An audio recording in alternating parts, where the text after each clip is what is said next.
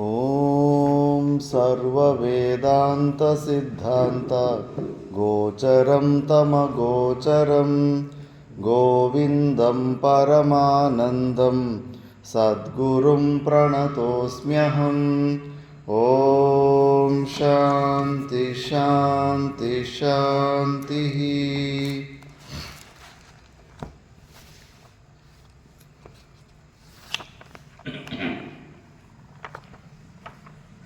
ನಾಲ್ಕುನೂರ 61ರಿಂದ 471.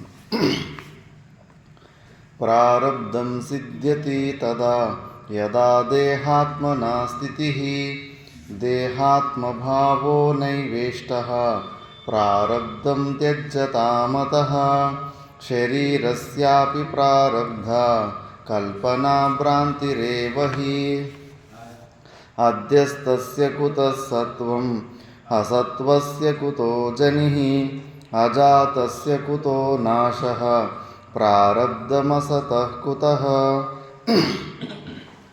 ज्ञानेनाज्ञानकार्यस्य समूलस्य लयो यदि तिष्ठत्ययं कथं देह इति शङ्कावतो जडान् समाधातुं बाह्यदृष्ट्या प्रारब्धं वदति श्रुतिः न तु देहादिसत्यत्वा बोधनाय विपश्चितां यतः श्रुतेरभिप्रायः परमार्थैकगोचरः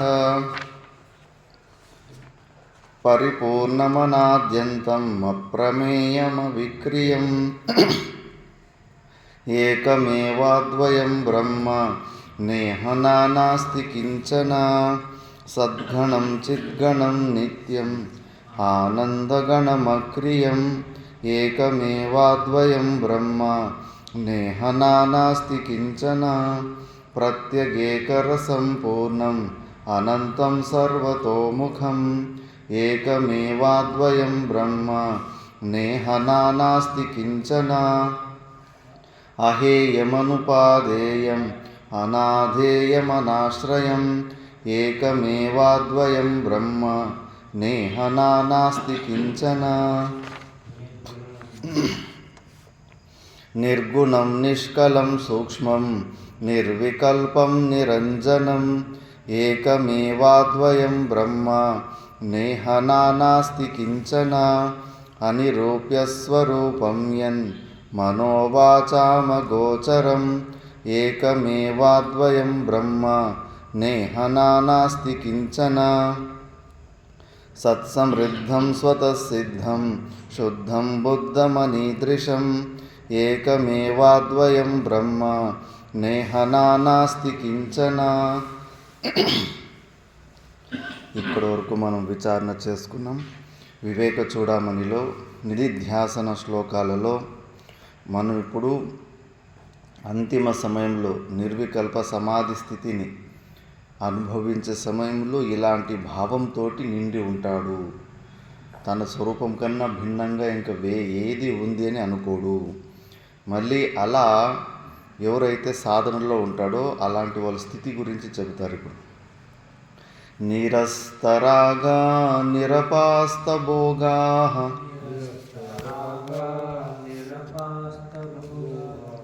శాంతా సుధాంతా యతయో మహాంతః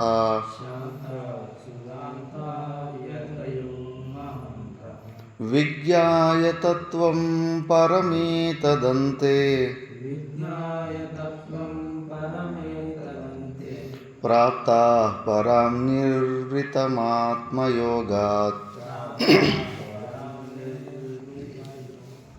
ఆత్మయోగాత్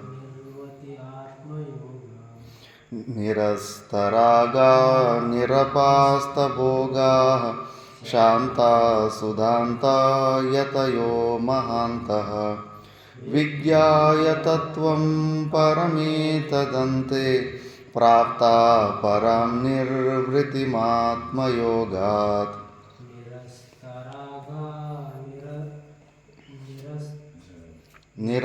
నిరపాస్తభోగాః నిరస్తరాగా నిరపాస్తభోగా శాంతా సుదాంతా యతయో మహాంతః విజ్ఞాయ తత్వం పరమేతదంతే ప్రాప్త పరామ్యోరతిమాత్మయోగాత్. నిరస్తరాగాః నిరపాస్తభోగాః. ఎక్కడా కూడా రాగమే ఉండదు, ఎక్కడా కూడా అటాచ్మెంటే లేకుండా ఉంటుంది. ఏ విషయం మీద కూడా, ఆఖరికి తినే భోజనం మీద కూడా వాళ్ళకి ఇంట్రెస్ట్ ఉండదు. ఆ మట్టుకు వైరాగ్యం పొందేసి ఉంటారు. నిరస్త భోగాః. ఏ ప్రకారమైన భోగాలు అనుభవించడంలో కూడా అన్నీ ఆపేసుకో ఉంటారు. వద్దంటే వద్దు అనుకో ఉంటారు. మళ్ళీ శాంతాః. చాలా శాంత మనస్సులుగా ఉంటారు. నిండా కుండలాగా అస్సలు చెల్లించి ఉండరు. నువ్వు 20 మాటలు మాట్లాడితే దానికి ఒక మాట బయటకు తీస్తాను. మనకు ఒక మాట మాట్లాడితే మనం 50 మాటలు మాట్లాడతాం. దాన్ని అవకాశం కావాలంటే మనకు పడబడబడ అనడానికి. కానీ వాళ్ళు ఎంత అంటే అంత. మనం ఒక 100 మాటలు చెప్తే 100 మాటలకు ఒక మాటలు సమాధానం ఇస్తారంటే. శాంతంగా ఉంటారు. ఎలాంటి తన చుట్టుముట్టు అయ్యే వికారాలకి, ఎలాంటి వికారాలకు కూడా వాళ్ళు ఏ పరిణామాలు ఉండవు. మళ్ళీ వాళ్ళు మంచిగా సుధాంతాహ అంటే కన్నా ఇంద్రియాలని జయించిన వాళ్ళు అని చెప్పేసి. ఇంద్రియాలని జయించడము అంత సులభం కాదు. అలాంటి మహానుభావులు మళ్ళీ వాళ్ళ ముంగటికి దేవతలు వాళ్ళు వీళ్ళు ఎలాంటి ప్రలోభాలు పెట్టినా కూడా వాళ్ళు దాన్ని తిరస్కరించేస్తారు. అనాత్మ వస్తువులని తిరస్కారం చేసే సామర్థ్యము ఇంద్రియాలని ఎవరు నిగ్రహం చేసుకో ఉంటాడో వాడికే వస్తుంది. అందుకే యతయః సుధాంతా యతయః మహాంతాః. మహనీయులు వాళ్ళు, వ్యాపకమైన అంతఃకరణం ఉన్నవాళ్ళు. తత్వం విజ్ఞాయ పరం ఏతద్దంతే ప్రాప్తాః పరాం నిర్వృత.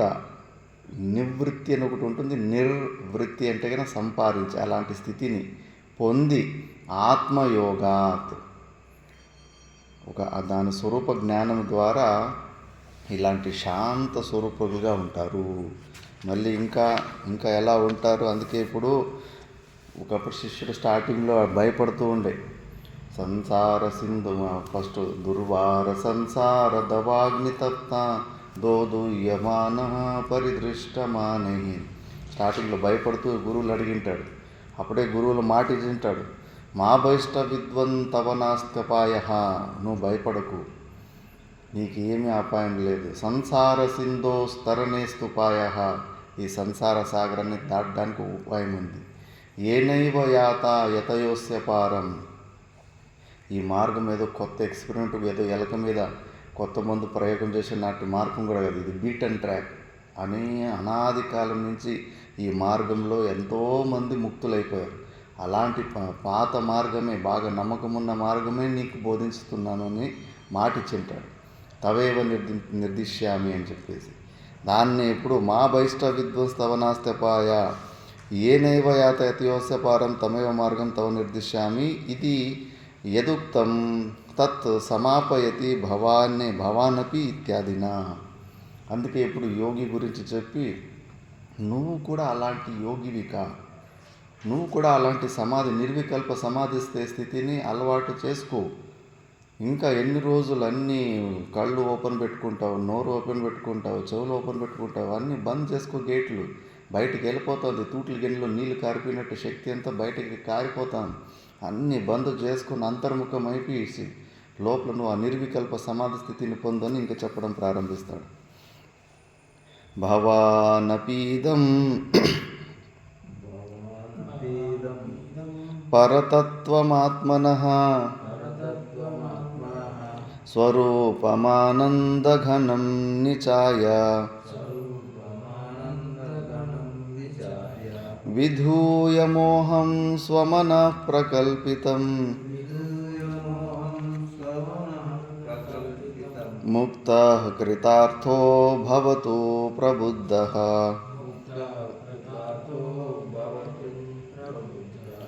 భవానపీదం పరతత్వమాత్మనః స్వరూపమానందఘనం నిచాయ విధూయ మోహం స్వమనః ప్రకల్పితం ముక్తః కృతార్థో భవతు ప్రబుద్ధః. భవ భవానపీదం పరతత్వమాత్మనః స్వరూపమానందఘనం విచార్య విదూయమోహం స్వమనా ప్రపండితం ముక్తకృతాసో భవతు ప్రబుద్ధ.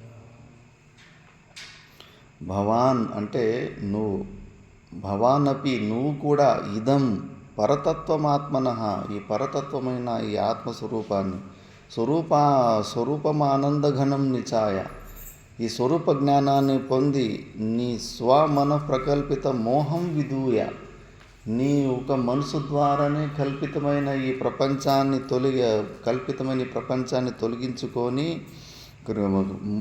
ముక్తో కృతార్థ ప్రబుద్ధ భవతు అని. ఇది గురువుల ఆశీర్వాదం. గురువుల అనుశాసనంలో మెలిగిన శిష్యునికి ఇలా జ్ఞానబోధ చేసిన తర్వాత లాస్ట్ మూమెంట్లో ఇలాంటి ఆశీర్వాదం ఉంటుంది. పద్ధతిగా విధివత్తుగా ఎవరైతే శ్రవణం నిధిధ్యాసనాలు చేసింటారో ఇంకా చెప్పాల్సిందంతా చెప్పిన తర్వాత శిష్యుడా నువ్వు కూడా ముక్తుడివి కా, కృతార్థుడివి కా, ప్రబుద్ధ భవతు అని ఆశీర్వాదిస్తాడు. దానికి మళ్ళా నెక్స్ట్ అసలైనది చెప్తాడు. దీన్ని మాత్రం మర్చిపోకు, నిర్వికల్ప సమాధి స్థితి అభ్యాసాన్ని. సమాధినా సాధు సునిశ్చలాత్మన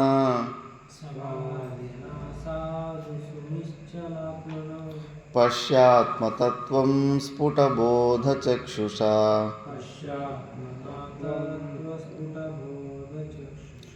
నిస్సంశయం సమ్యగవేక్షితశ్చేత్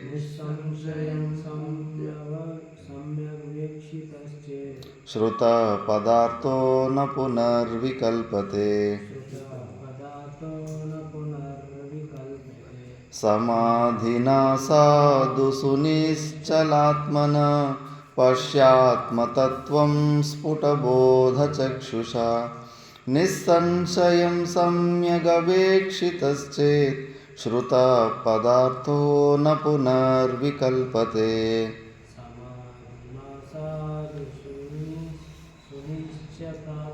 సునిశ్చలాత్మన పశ్చాత్తత్వం స్ఫుటబోధచక్షుషా నిస్సంశయం సమ్యగవేక్షితశ్చేత్ శ్రుత పదార్థో న పునర్వికల్పతే. హే శిష్యుడా, సమాధినా సాధు సునిశ్చలాత్మన సమాధి స్థితి ద్వారానే నువ్వు నీ స్వరూపాన్ని కరెక్ట్గా చూసుకోగలుగుతావు. జాగ్రత్త అవస్థలో మనసు బుద్ధులు యాక్టివ్గా ఉంటాయి, ఏదో ఒకటి వృత్తులు వస్తూ ఉంటాయి.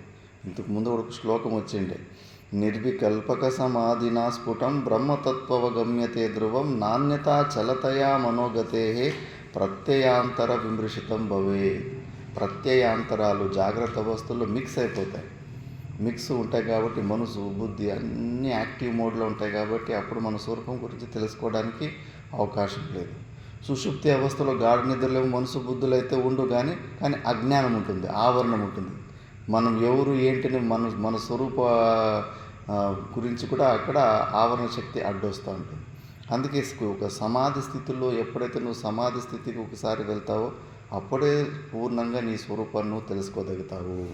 అందుకే సమాధిన సాధున్య సునిశ్చలాత్మన పశ్చాత్మతత్వం స్ఫుటబోధచక్షుష స్ఫుటమైన ఈ వివేకము ద్వారా ఏది శ్రవణం నిధిధ్యాసనాలు చేసింటావో ఆ నీ ఆత్మ వస్తువుని ఇంతకుముందంతా ఎన్ని లక్షణాల ద్వారా చెప్పుకున్నా విచారణ చేశామో అది నువ్వు పూర్ణంగా చూడాలంటే మాత్రం నిర్వికల్ప సమాధి స్థితిని పొందాల్సిందే. ఎవరన్నా జీవన్ముక్త పురుషులు చూడండి, ఈ సమాధి స్థితి కంపల్సరీ స్టోరీ క్లైమాక్స్లో ఉండే ఉంటుంది. ఒక 2-3 వర్షాలన్నా అలాంటి కదలకుండా ఒక్క చోట కదలకుండా సమాధి స్థితికి వెళ్ళిపోయింటారు. ఎంత మ్యాక్సిమం మహాపురుషుల జీవన్ముక్త పురుష చరిత్రలో అది లేనిది ఈ బహిర్ముఖత ఉన్నంతసేపు గ్యారంటీ లేదు సొమ్ము అని, ఇంకా మళ్ళీ ఎప్పుడన్నా కిందికి పడిపోతుంది అని. అందుకే సమ్యక్ అపేక్షితశ్చేత్ నిస్సంశయం పరమాత్మతత్వం అవగమ్యతే శృత పదార్థో నా పునర్వికల్పతే. మళ్ళీ నువ్వు ఏదైతే ఒక్కసారి ఒక జీవితంలో ఒక్కసారి అక్కడ దాని స్వరూపాన్ని నువ్వు సమాధికి వెళ్ళి చూసుకుంటావు, మళ్ళీ ఇంకా నీకు ఏమీ డౌట్స్ ఉండవు. అప్పుడు అన్ని ప్రకారాల సంశయం దూరం అయిపోతుంది. కాబట్టి నువ్వు ఆ సమాధి అభ్యాసాన్ని చేసుకో. అన్నీ వదులుకొని కొన్ని రోజులు శ్రవణమన నిధిధ్యాసనం వరకు కొద్దిగా ఉండు, మనసును కొద్దిగా యాక్టివ్గా ఉంచుకో. ఆ శ్రవణమన నిధిధ్యాసనం పార్ట్ పూర్తి అయిపోయిన తర్వాత ఏనకేన ప్రకారం నువ్వు అలాంటి నెక్స్ట్ స్టెప్ గురించి మహత్వ బుద్ధి పెంచుకోవాలి. నేను ఇప్పుడు అవిచార సమాధి స్థితిని అలవాటు చేసుకోవాలని. అందుకే చాతుర్మాసాల్లో ఇక్కడ వేరే అలవాట్లు ఉన్నాయి. శ్రావణ మాసం, ఉత్తర భారతంలో చాతుర్మాసంలో కథలు, అందరు మహానుభావులు మ్యాక్సిమం ఎక్కువ మంది మౌనాన్ని పాటించేస్తారు 4 నెలలు. నవంబర్ కార్తీక ఏకాదశి వరకు, జూలైలో వచ్చే ఏకాదశి నుంచి పట్టి ఆషాఢ ఏకాదశి నుంచి పట్టేసి మళ్ళీ నదులు కూడా దాటరు. మళ్ళా కొద్దిగా తేన్నయ్య నిమ్మరసము, కొద్దిమంది కేవలం అల్పాహారంతో తక్కువ అన్నంతో అలాంటి సాధనలు చేస్తారు. మాతా మాణికేశ్వరమ్మ దగ్గర కూడా శిష్యులకి అలాంటి ఒక ఉపదేశం ఇచ్చింది. చాలామంది చేసుకునేవారు చాతుర్మాసంలో. ఇక్కడ శ్రావణ మాసంలోనే విపరీతమైన ప్రవచనాలు పెట్టుకుంటారు. ఆ కదలికలు అసలు గుండు గీసుకోరు, కదలకుండా జీవహింసలు ఎక్కువవుతాయని చెప్పేసి అక్కడ ఆ సమయంలోనే ఎక్కువ అంతర్ముఖిగా సాధనలు చేసుకుంటూ ఉంటారు. వర్షాలు వచ్చి రైతులు వాళ్ళ పనిలో వాళ్ళు ఉంటారు, వాళ్ళు రాలేదు కాబట్టి ఈ మహాత్ములే పోయి వాళ్ళు బోధ చేస్తారని చెప్పింది. ఎవరు ఒక్కొక్కరికి ఒక్కొక్క భావన. అంటే ఉత్తర భారతంలో అయితే కథలు, చిన్న వాగులు కూడా దాటి నియమం. అంటే స్వస్య నెక్స్ట్ శ్లోకంలో దీన్నే ఇంకా స్పష్టం చేస్తూ ఉండరు. స్వస్య విద్యాబంధ సంబంధ మోక్షాత్ సత్య జ్ఞానానంద రూపాత్మలబ్ధో శాస్త్రం యుక్తి దేశికోక్తి ప్రమాణం చాంతసిద్ధా స్వానుభూతి ప్రమాణం స్వస్యా విద్యాబంధ సంబంధ మోక్షాత్ సత్య జ్ఞానానంద రూపాత్మలబ్ధౌ శాస్త్రం యుక్తి దేశికోక్తి ప్రమాణం చాంతసిద్ధా స్వానుభూతి ప్రమాణం.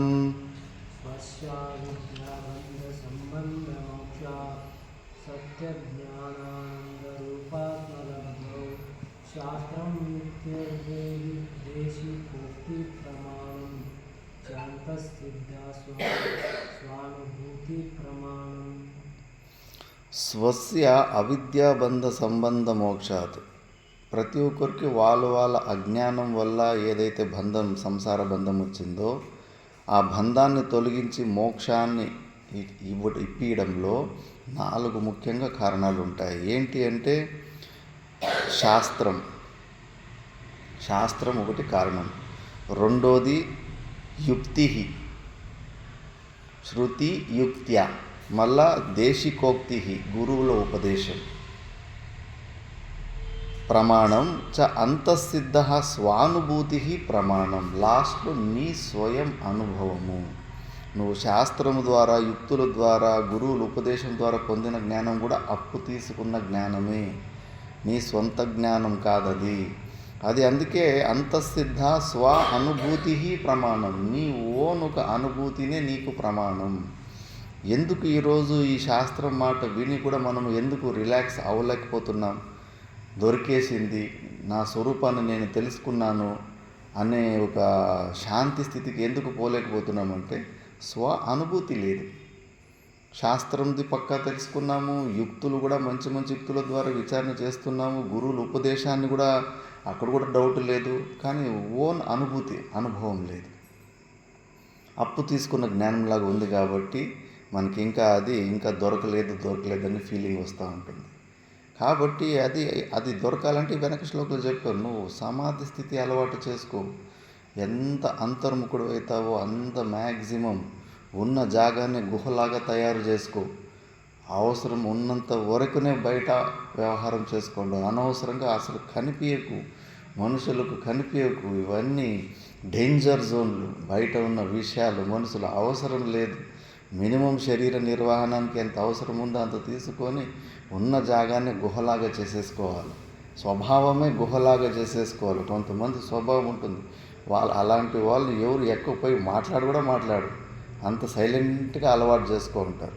అలా చేసుకుంటేనే ఇలాంటి సమాధి స్థితులు ఏమన్నా అభ్యాసం చేసుకోవడానికి ఉంటుంది. మనమే అవకాశం ఇచ్చి రండి కూర్చోండి, వచ్చి నన్ను డిస్టర్బ్ చేయండి, చేయపోండి అని మనమే కూర్చొని పెట్టి మాటలు లొల్లిలు అవి ఇవి చేసుకుంటూ ఉంటే కన్నా ఎక్కడ సమాధి స్థితి వస్తుంది? అన్నీ బంద్ అయిపోవాలా. చెప్తే కదా, మేము చదువుకున్న రిషికేష్ కైలాస ఆశ్రమంలో 80 మంది ఉన్నప్పటికీ కూడా అసలు ఆశ్రమంలో ఎవరైనా మనుషులు ఉన్నారా లేరా అన్నట్టుగా ఉండేవాళ్ళు. ఎవరి పని వాళ్ళ సాధన, శ్రవణం చేసుకోవడం, మీకు రూములు వాళ్ళ సాధన వాళ్ళు చేసుకోవడం, అట్లా అంతర్ముఖి కావాలి. ఇది ఇంద్రియాలని బహిర్ముఖత ఏనాటికి కూడా అది మంచిది కాదు. పునాదులన్నా వేసుకోవాలి. ఈ జన్మకి అట్లా నిశ్చలంగా ప్రపంచము అవసరము, ఎవరు అవసరము లేకుండా కూర్చునే తత్వం కొద్దిగా అట్లీస్ట్ కొన్ని గంటలన్నా అలవాటు చేసుకుంటూ ఉండాలి. బయట బహిర్ముఖత లేకుండా అంతర్ముఖ కళ్ళు మూసుకొని ఎంతసేపు కూర్చోగలుగుతున్నాను అని చెప్పి అట్లా కొంచెం ఈ కొత్త సంస్కారం, సమాధి అభ్యాసం చేసే సంస్కారాలు పెంచుకుంటూ పోతూ ఉంటే అప్పుడు ఏదో ఒక రోజు ఒక నమ్మకం వస్తుంది, ఒక కాన్ఫిడెన్స్ వస్తుంది. చిన్నగా ఇప్పుడు ఈత కొట్టేటోళ్ళు ఉంటారు, కొన్ని నేవీలు, ఇండియన్ నేవీలో అక్కడ ఇక్కడ జాయిన్ చేయడానికి కొన్ని కిలోమీటర్లు ఈదాలి వాళ్ళు, ఎక్కడేమీ సపోర్ట్ లేకుండా. పుట్టిన వ్యక్తి అసలు 6 కిలోమీటర్ మ్యాక్సిమం ఈదితే కానీ అయిపోవాలి, మళ్ళీ సుస్థ అయిపోతుంది. 6 కిలోమీటర్ కానీ ఎక్కువ ఈదలేడు. 6 కిలోమీటర్ కూడా ఎవరో మహానుభావుడే ఒక 100 మీటర్లు ఈదుకుంటూ పోతే సుస్థ అయిపోతుంది చెరువులు. ఈ పెద్ద బావులు ఇటువైపు నుంచి అటువైపు పోతేనే సుస్థ అవుతుంది. అలాంటి వాళ్ళు ఎంత ప్రాక్టీస్ చేస్తారంటే రోజు ఎక్కడో చెరువులోనో స్విమ్మింగ్ పూల్ ఎక్కడో ఒకడో చిన్నప్పటి నుంచి లక్ష్యం పెట్టుకుంటారు, ఆగకుండా 5 కిలోమీటర్లు 10 కిలోమీటర్లు ఈదాలని చెప్పేసి రోజు కొద్దిగా ఆ కెపాసిటీని పెంచుకుంటూ మళ్ళీ ఒకరోజు వచ్చేస్తుంది. నేను చిన్నప్పుడు లాంగ్ ఈవెంట్ రన్నింగ్ అని ఉండేది, 5 కిలోమీటర్లు పరిగెత్తేది. దానికి ఎవరు పోటీకి వచ్చేటోళ్ళు కూడా తక్కువే ఉంటారు. ఎందుకంటే మెల్లమెల్లగా పోయినా దాన్ని గమ్యాన్ని టచ్ చేసేవాళ్ళు కూడా తక్కువ ఉంటారు. అది అభ్యాసం చేసేటప్పుడు సుమారు ఒక 6 నెలలు 7 నెలలు అలవాటు చేసుకుంటే 5 కిలోమీటర్లు నార్మల్ స్పీడ్లో పోయి దాన్ని ముట్టుకుంటాను. లేకపోతే కానీ మధ్యలోనే కాళ్ళు పట్టేస్తాయి, లోపల ఎంత వేడి, యాసిడిటీ, ఒకసారి నోట్లో నుండి రక్తం కూడా వచ్చేస్తుంది.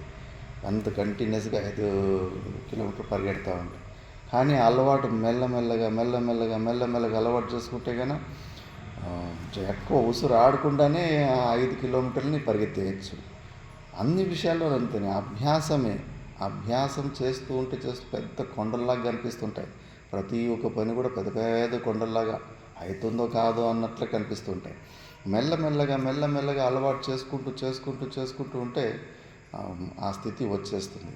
అప్పుడు మళ్ళీ ఎప్పుడు నీకు ఒక 2-3 నువ్వు ఎంతసేపు ఎక్కువ నిశ్చలంగా కూర్చునే సామర్థ్యం వస్తుందో భగవంతుడు నీకు అలాంటి వ్యవస్థలు ఆల్రెడీ రెడీ చేసి పెట్టేసి ఉంటాడు నెక్స్ట్ స్టెప్కి. కానీ ఆ స్టెప్కి మనకు యోగ్యత ఉండాలి కదా. నిగమానంద సరస్వతి అని ఇలా శాస్త్రము, ఆయనకు జ్ఞాని గురు, యోగా గురు, ప్రేమ గురు అని 3 గురువులు ఉంటారు. జ్ఞాని గురు రాజస్థాన్లో దొరికింటాడు. అక్కడంతా ఈ శ్రవణమని నిత్యాసనాలన్నీ చదువుకొని ఈ పార్ట్ కంప్లీట్ అయిపోయింటుంది. ఆ పార్ట్ అయిపోయిన తర్వాత ఈ సమాధి అభ్యాసాలు కొద్దిగా అక్కడ గుహలో కొద్దిగా చేసుకుంటూ మళ్ళా ఆ ప్రాసెస్లో ఉన్నప్పుడు, ఆ దారిలో ఉన్నప్పుడు మనకి నెక్స్ట్ దారి ఏంటని తెలుస్తుంది. ఆ భగవంతుడే ఆ రూపంలో వచ్చేసి చెప్తాడు, ఈ విషయంలో నీ యోగ విషయంలో నీకు గురువు అస్సాం అడవుల్లోనే ఉన్నాడు, నువ్వు అక్కడికి పో. ఎక్కడ అడ్రస్ అంటే అడవి పేరు అంతే, శ్రీశైలం అడవులన్నీ. మనమైతే పోతామా ధైర్యం? శ్రీశైలం అడవి నీకు అవుతుందా? శివస్వాములే తప్పిపోతూ ఉంటారు ఒకసారి దారి తెలియక, మళ్ళీ హెలికాప్టర్ నుంచి పోలీసులు పోయి కాపాడాల్సి వస్తూ ఉంటుంది. కానీ ధైర్యం ఉండాలి, వెళ్తాను చాలా, అంతే సార్, నాకు ఈ అడవిలో ఉంటాడని కాదు అడ్రస్ అని. అడవిలో మళ్ళా భయంకరమైన పరీక్షలు ఉంటాయి. ఇంకా శరీరం మీద బతికే ఆశలు ఉన్నాయి లేదని యోగుల దగ్గరికి పోవాలంటే కానీ రాత్రిపూట సింహాలతోటి పులితోటి ఎన్నో ప్రకారాలుగా దాడులైనట్టు తరిమినట్టు ఎన్ని చేసినా కూడా ఇంకా తెగించి ఉన్నాడు, ఇంకా బతికేది ఎందుకు అని చెప్పేసి. ఇంకా అలాంటి స్థితిలో ఉన్నప్పుడు పులి రూపంలో నుంచినే మళ్ళీ యోగి ప్రత్యక్షమవుతాడు. ప్రత్యక్షమైపోయి మళ్ళీ యోగాసనాలు అవి ఇవి అన్నీ నేర్పేసి అతని శరీరం చూస్తాడు. అందరి శరీరంలో కొందరిలో కాల్షియం ప్రోటీన్స్ ఇవన్నీ డిఫిషియన్సీ ఉంటాయి. యోగం అంటే ఊరికి ఎండిపోయిన ఈ విత్తనాలు అవి ఇవి తినుకొని చేసేది కాదు. నెయ్య, వెన్న, బాదాము ఇలాంటి డ్రై ఫ్రూట్స్, అంజూరు ఇలాంటివన్నీ భయంకరమైన, ఎందుకంటే జఠరాగ్ని బగ అని మండిపోతుంది, విపరీతమైన ఆకలేస్తుంది ప్రాణాయామాలు చేసుకుంటే. కానీ మళ్ళీ ఒక సేటు అడ్రస్ ఇచ్చి ఈ సేటుకి నా పేరు పోయి చెప్పు, ఇవన్నీ వస్తువులు నీకు తయారు చేస్తాడు, అక్కడ నువ్వు ఆ సమాధి సిద్ధి కలిగే వరకు నువ్వు అక్కడ అలవాటు చేసుకొని అక్కడ కూర్చోపెడతారు. ఊరికి పిచ్చి పిచ్చి వేషాలు వేసుకొని తినకుండా ఏదేదో ప్రాణాయామాలు చేయడానికి అంత పిచ్చోళ్ళు అయిపోయారు. దానికి తగిన ఆ ఎనర్జీ, ఆ ఫుడ్ ఉండాలి. నరాలు చిట్లిపోతాయి పిచ్చి పిచ్చి వేషాలు వేసి ఏదో పుస్తకాలు అక్కడ చదివేసి ప్రాణాయామాలు అవి చేసుకుంటే. మేము చదువుకున్న ఆశ్రమంలో శివానంద స్వామీజీ అని ఒక ఆయన ఉన్నాడు, ఇప్పుడు ఆచార్యుడైండు. ఇట్లా హిమాలయాలో ఊరికే ఉంది కదా అని చెప్పేసి ప్రాణాయామాలు చేస్తూ ఉంటే ఎడమ చేయి పక్షపాతం వచ్చినట్టుగా అయిపోయింది, ఏమి సెన్సేషన్ లేకుండా అయిపోయింది. మళ్ళీ భయపడేసి మళ్ళీ కన్ను మెల్లగా తిరగడానికి స్టార్ట్ అయిపోయింది. మళ్ళా భయపడి కిందికి వచ్చిన తర్వాత కొద్దిగా ట్రీట్మెంట్ తీసుకున్న తర్వాత మళ్ళీ నార్మల్ స్టేజ్కి వచ్చింది. అందుకే ఆ అలవాటు నువ్వు కొద్దిగా 2-3 అడుగులు ముందుకేస్తే కానీ మళ్ళీ భగవంతుడు కూడా నిన్ను అక్కడి నుంచి వచ్చి లాక్కుంటాడు. నువ్వు ఇంకా ఆ సమాధి స్థితి అసలు చంచలత్వం పోలేదు ఇంకా నీకు. ఇంకా బయట ప్రపంచం కావాలి, బయట ప్రపంచంలో మనుషులతోటి మాట్లాడాలనిపిస్తూ ఉంది, డిస్కషన్ చేయాలనిపిస్తూ ఉంది, ఏదో చూడాలనిపిస్తూ ఉంది. ఇవన్నీ ఉంటే సమాధి స్థితి ఎక్కడ కలుగుతుంది? ఇవన్నీ ఏమి వద్దు నాకు ఇంకా నా స్వరూపం కన్నా భిన్నంగా ఇంకేమి వద్దు అనుకున్న వ్యక్తికి, కొద్దిగా ప్రయత్నం చేస్తున్న వ్యక్తికి నెక్స్ట్ దారులు ఓపెన్ అవుతూ ఉంటాయి. ప్రతి ఒక్క యోగి చరిత్రలో కూడా అంతే. ఒక అడుగు వేసుకుంటూ ముందుకు వెళ్తూ ఉండాలి, కానీ నెక్స్ట్ దారిలో అక్కడక్కడే ఓపెన్ అవుతూ ఉంటాయి. కాబట్టి అందుకే స్వ అనుభూతి ప్రమాణం. ఎప్పటి వరకు నువ్వు స్వయంగా ఈ అనుభూతిలో ఏదైతే శాస్త్రం చెప్పినా స్వరూపం గురించి స్వయంగా నువ్వు ఎప్పటి వరకు చూడవో అప్పటి వరకు నీకు క్లారిటీ ఉండదు. ఇంకా నేను పొందలేదనే భావన, ఫీలింగే ఉంటుంది. పొంది ఉన్నా కూడా ఆ ఫీలింగే ఉంటుంది. వేరే షార్ట్ కట్ లేదు. నువ్వు నిర్వికల్ప సమాధి స్థితి ఆ స్టెప్కి వెళ్ళాల్సిందే. నువ్వు క్రిస్టల్ క్లియర్గా నీ స్వరూపాన్ని చూసుకోవాలంటే. అందుకే ముందు కూడా వచ్చిండే తత్వమస్యాది వాక్యోత బ్రహ్మాత్మైకత్వ బోధత బ్రహ్మణ్యాత్మత్వ దార్ఢాయ స్వ అధ్యాసాపనయం గురు. నీలో ఉన్న ఈ అధ్యాసాన్ని విన్నదాన్ని ప్రాక్టికల్గా కూర్చొని నిధిధ్యాసనంలో అధ్యాసాన్ని తొలగించుకుంటూ ఉండాలి. దాని తర్వాత ఉక్తార్థే దృష్టాంతార్థం అనుభవ ప్రమాణకాన్ని అవి ఆహా బంధాయితి. కొన్ని దృష్టాంతాల ద్వారా చెప్తున్నారు. బంధో మోక్షశ్చ తృప్తిశ్చ చింతారోగ్యక్షుదాదయః స్వేనైవ వేద్యాయ జ్ఞానం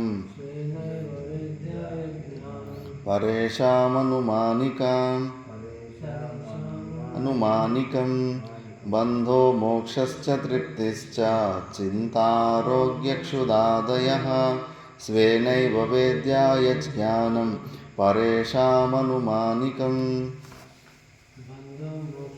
తృప్తిశ్చ చింతారోగ్యక్షుదాదయః స్వేనైవ వేద్యాయ జ్ఞానం పరేషామనుమానికం. కొన్ని విషయాలు ఎవరికి వాళ్ళకే తెలుస్తుంది. పక్కలో ఉన్నోడు కేవలం అనుమానం చేసుకోవచ్చు. నువ్వు లోపల ఆనందంగా ఉండి బయట ముఖం కొంచెం డల్గా కూడా పెట్టుకోవచ్చు. చూసేటోడు అయ్యో పాపం ఏదో బాధలో ఉన్నట్టున్నాడని వాడు అనుకోవచ్చు. అట్లా ఎన్నో విపరీతంగా మనకు మోసమే అవుతుంది. కానీ మనం ఎగ్జాక్ట్గా ఆ మనిషి లోపల ఏముంది, ఏం జరుగుతుందో మనం తెలుసుకోలేము. ఎలాంటి బంధం గురించి, వాడు జ్ఞానీనా అజ్ఞానీనా, వాడు బంధనంలో ఉన్నాడా ముక్తావస్థలో ఉన్నాడా అది మనకు తెలీదు. బంధము కానీ మోక్షం కానీ మళ్ళీ తృప్తి, వాడు తృప్తిగా ఉన్నాడా లేదా అసంతృప్తితోటి ఉన్నాడా ఆ విషయం కూడా మనకు తెలియలేదు.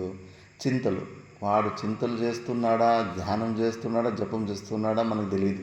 కళ్ళు మూసుకొని దేని గురించి, భగవంతుని గురించి చింత చేస్తున్నాడా, సంసారం గురించి చింత చేస్తున్నాడా మనకి తెలియలేదు.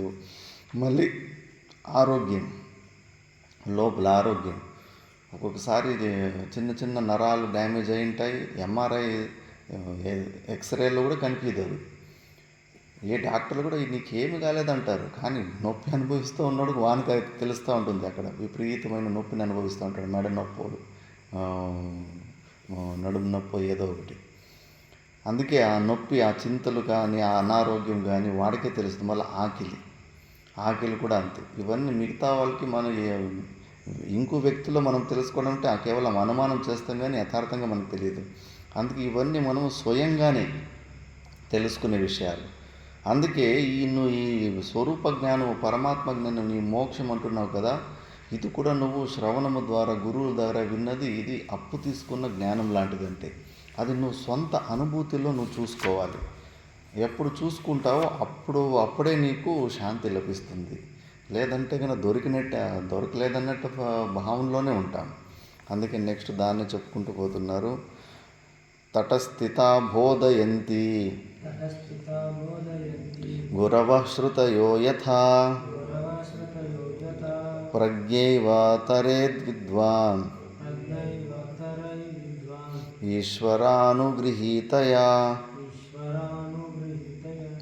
తటస్థితా బోధయంతి గురవః శ్రుతయో యథా ప్రజ్ఞైవ తరేద్విద్వాన్ ఈశ్వరానుగృహీతయా.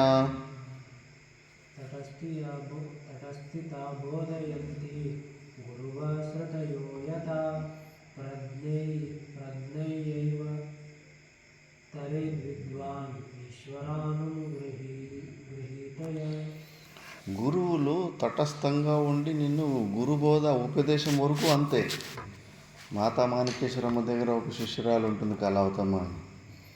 ఫస్ట్ 3 సంవత్సరాలకు ఒక మంత్రం ఇచ్చి దగ్గర ఉండి వాళ్ళ మనసు లోపల వికారాలు వస్తున్నప్పుడు కూడా అప్పుడు తిట్టి అన్ని జాగ్రత్తగా చూసుకొని, కోడి తన పిల్లల్ని వెంబడే పెట్టుకొని ఎట్లా కాపాడుకుంటూ ఉంటుందో అట్లా 6 సంవత్సరాల తర్వాత మంత్రం మార్చి మళ్ళీ ఇప్పుడు శ్వాస మీద దాచిపెట్టమని చెప్పి, భూమధ్యలో ఒక చోట మనసు నిలిపమని చెప్పి, మళ్ళీ 9 సంవత్సరాల తర్వాత ఇప్పుడు ఏం కనిపిస్తుందమ్మా మీకు ధ్యానంలో అంటే, అమ్మ మాకు మీ రూపమే కనిపిస్తుంది, మీ రూపము గురు రూపం తప్పితే ఇంకేమీ కనిపిస్తలేదని. నా రూపం కూడా కనిపించకూడదమ్మా అని చెప్పేసి అద్వైత సిద్ధాంతాన్ని, నిర్గుణ నిరాకార స్వరూపం గురించి జ్ఞానబోధ చేసేసి ఆ రోజు 2-3 ఉన్నారంట. చూడమ్మా, ఎంతటి పెద్ద గురువు అయినా, సాక్షాత్ పరమాత్ముడు అయినప్పటికీ కూడా ఇంతవరకునే ఇక్కడ దాకానే అంతఃకరణ శుద్ధినిచ్చి ఉపదేశం చేసేంతవరకునే. దాని తర్వాత ఎవరికి వాళ్ళు చేసుకోవాల్సిందే. గీతలో కూడా నిన్ను నువ్వే ఉద్ధరించుకో అర్జున అని కృష్ణ పరమాత్ముడు ఎలా చెప్పాడో అలా ఎవరికి వాళ్ళు ఉద్ధారం చేసుకోవాల్సిందే. ఏదో ఇట్లా బిస్కెట్ ఇచ్చినట్టు మోక్షాన్ని ఇచ్చినకి ఎవరికి కాదు, పరమాత్ముడికి కానీ గురువులకు కానీ ఏదో ఫోన్పే ట్రాన్స్ఫర్ చేసినట్టు మోక్షాన్ని ట్రాన్స్ఫర్ చేయడానికి ఎవరికి రాదు. ఇట్లా చేతులు నెత్తి మీద పెట్టేస్తే, మోక్షం భూమధ్యలో పెట్టేస్తే అట్లా ఎవరికి ఇవ్వనీకి రాదు. ఎవరికి వాళ్ళలో ఉన్న స్వ అజ్ఞానాన్ని ఎవరికి వాళ్ళు తొలగించుకోవాల్సింది ఈ విషయం. అందుకే మన కాంట్రాక్ట్ ఎవరి మీద, గురువుల మీద, ఇష్టదేవతల మీద వేసేయడం కాదు. నువ్వు స్వయంగా ఆ జ్ఞాన ఆవరణాన్ని భంగం చేసుకోవాలి. కాబట్టి ప్రజ్ఞయా ఏవ తరేద్ విద్వాన్, తన ఓను ఆ తీక్ష్ణమైన వివేక బుద్ధి ద్వారానే ఆ అజ్ఞానాన్ని, ఆవరణాన్ని తొలగించుకోగలుగుతాడు. రిషికేశ్ కైలాసాశ్రమంలో చోటా మహారాజ్ అని ఒక మహానుభావుడు ఉంటాడు. ఆయనకు ప్రేమానంద స్వామి పూరి అని ఒక 14 సంవత్సరాల పైన సేవ చేసి ఉంటాడు. చేసి ఆయన సేవకు మెచ్చుకొని, చూడు నాయనా, నీ సేవకు నేను మెచ్చుకున్నాను, నువ్వు ఏం వరం కావాలో కోరుకో, నీకు మోక్షం కావాలన్నా కూడా ఇచ్చేస్తానన్నాడంట. ఇంకా శాస్త్రం చదివిన వాళ్ళందరికీ విచారం స్టార్ట్ అయిపోయింది. అయ్యో, మోక్షాన్ని ఎవరు ఇవ్వలేరు కదా, ఎవరికి వాళ్ళు సాధన చేసి పొందాల్సింది అని. మళ్ళా గురుగారు, మరి శాస్త్రంలో మాత్రం ఇట్లా ఇవ్వనీకి వీలు కాదు, ఎవరు అజ్ఞానం వాళ్ళే తొలగించుకోవాలని శాస్త్రం చెబుతుంది కదా, మరి మీరు మోక్షం కూడా కావాల్సింటే ఇచ్చేస్తాను అన్నారు అని. అంటే అతను మోక్షుడి గురించి అడగలేదు, మీ శరీరం ఇంకొన్ని రోజులు ఉండాలని వరం కోరిండు. సరేలే అని చెప్పేసి అలాగే ఇచ్చిండు. మోక్షాన్ని కోరుకోలేదు అతడు. ఇప్పుడు కూడా ఉన్నాడు ఆ ప్రేమానంద స్వామీజీ. ఇంకా తర్వాత చోటా మహారాజ్ అన్నాడు, చూడు నాయన, మోక్షాన్ని ఎలా ఇప్పగలుగుతారంటే కనుక మోక్షానికి అనుకూలమైన అంతఃకరణ శుద్ధి చేపించి ఉపదేశం ద్వారానే అతనికి మోక్షం ఇప్పిస్తానని క్రమం ఉంటుంది. ఇప్పుడు కాశీ మరణాత్ పునర్జన్మ నా విద్యతే అంటారు. కాశీలో అంతిమ సమయంలో మరణిస్తే అక్కడ ఒక స్టెప్ ఉంటుంది. అక్కడ ఎవరైతే నియమంతో ఉండి అక్కడ ప్రాణం వదిలిపెట్టేస్తారో లాస్ట్ మూమెంట్లో అక్కడ కాలభైరవుడు వస్తాడు. కాలభైరవుడు ఆ జీవుడికి కొన్ని క్షణాల్లో అతడు చేసిన పాపకర్మలకంతా పనిష్మెంట్ ఇచ్చేసి కొన్ని క్షణాల్లో అనుభవించేలాగా చేసేసి తర్వాత తారక మంత్రం ఉపదేశం ఇచ్చి ఆ తారక మంత్రం ద్వారా ఆ జ్ఞానము ద్వారా అతనికి అక్కడ మోక్షాన్ని ఇప్పిస్తాడు. ఆ స్టెప్ కూడా ఉంటుంది. డైరెక్ట్గా చెప్పడానికి ఇప్పుడు రిషికేష్కి ఎట్లా పోవచ్చు అంటే రిషికేష్కి ట్రైన్లో పోవచ్చు అని ట్రైన్లో అంటే డైరెక్ట్గా రిషికేష్కి ఇక్కడి నుంచి ట్రైన్ లేదు. ఇక్కడి నుంచి ఢిల్లీ నుంచి హైదరాబాద్కు 2-3 స్టెప్పులు ఉంటాయి మధ్యలో. అలాగే మోక్షాన్ని ఇప్పిస్తానంటే అంతఃకరణ శుద్ధిని చేపించి ఉపదేశము ద్వారా ఇప్పిస్తానని చెప్పాను. అది ఎవరికి వాళ్ళు అజ్ఞాన ఆవరణను భంగం చేసుకోవాలని. ఇప్పుడు పశువులు కానీ ఆవులు కానీ దానికి దాహం ఉంటేనే నువ్వు చెరువు దగ్గరకు బకెట్ దగ్గరికి తీసుకుపోతే కానీ నీళ్ళు తాగుతాయి. అది ఆల్రెడీ తాగి ఉంటే కానీ అది తాగదు. చిన్నప్పుడు మాకు గుర్తుకుంది, పెద్ద పశువులు కూడా ఉండేది ఇంట్లో. అంత ఏదో పెళ్ళికి ఫంక్షన్ పోతే నేను మా పూర్వాశ్రమకు ఉండేవాళ్ళు. మధ్యాహ్నం పూట్ల ఆవులకంతా నీళ్ళు తాపండి అని చెప్పేసిపోయినారు. అదే పనోళ్ళకు కూడా చెప్పేసిపోయినారు. పనోళ్ళు ఆల్రెడీ మధ్యాహ్నం నీళ్ళు తాపేసిండ్రు. మేము బకెట్లో నీళ్ళు తీసుకొని పోయి ఆవుల ముందు పెడితే అవి అసలు మూతి పెడుతున్నా నీళ్ళు తాగడం లేదు. మేమేమో దాన్ని తాడు పెట్టుకొని మూతిని బకెట్లోకి అద్దుతున్నాం. అది తాగడం లేదని మేము ఏడ్చుడు, ఏ ఆవు నీళ్ళు తాగుతలేదు అని చెప్పేసి. చిన్నపిల్లలకి అది తెలియదు అని చెప్పేసి. దానికి దాహం ఉంటే అది తాగుతుంది, దాహం లేకపోతే ఎట్లా తాగుతుంది? అట్లా బలవంతంగా మనం ఎవరికి మోక్షాన్ని ఇప్పినట్లేదు. ఎవరికి వాళ్ళ అజ్ఞానాన్ని తొలగించుకోవాలా అని చెప్పేసి. మళ్ళా నెక్స్ట్ శ్లోకంలో దీన్ని స్వానుభూత్యా స్వయం జ్ఞాత్వా స్వమాత్మానమఖండితం సంసిద్ధ సుసుఖం తిష్టేత్ నిర్వికల్పాత్మనాత్మని. స్వానుభూత్యా స్వయం జ్ఞాత్వా స్వమాత్మానమఖండితం సంసిద్ధ సుసుఖం తిష్టేత్ నిర్వికల్పాత్మనాత్మని. స్వానుభూత్యా స్వయం జ్ఞాత్వా స్వమాత్మానమఖండితం సంసిద్ధ సమ్ముఖం తిష్టేత్ నిర్వికల్పాత్మనాత్మని. ఎప్పుడైతే అట్లా స్వయంగా సమాధి స్థితి అలవాటు చేసుకొని అనుభూత్యా స్వయం జ్ఞాత్వా స్వయంగా ఎప్పుడు తెలుసుకుంటాడు స్వరూపాన్ని, ఆత్మానం అఖండితం సుసుఖం సంసిద్ధ తిష్టేత్, అప్పుడు నిజమైన తృప్తి దొరుకుతుంది. అప్పుడు ధన్యోహం. ఇప్పుడు శిష్యుడా అలాంటి సమాధి స్థితిని అనుభవించేసి ఆ సమాధి స్థితిలో కొన్ని సంవత్సరాలు ఉండి బయటకు వచ్చేసి తన ఆనందాన్ని వ్యక్తం చేసుకుంటాడు. ఆ స్టెప్ జరగాలి జీవితంలో. ఏదైతే విన్నది ప్రాక్టికల్గా నువ్వు దాన్ని అనుభవించాలి. అది అనుభవించిన తర్వాత ఆ పరమ సుఖాన్ని తను అనుభవిస్తాడు. అందుకే నెక్స్ట్ శ్లోకంలో ఇంకా చెప్పడానికి ఇంకేమి ఎక్కువ మిగలేదర శిష్యుడా, ఇంకా ఆఖరిగా చెప్పేస్తున్నానని చెప్పేస్తున్నాడు. వేదాంత సిద్ధాంత నిరుక్తిరేష బ్రహ్మైవ జీవః సకలం జగచ్చ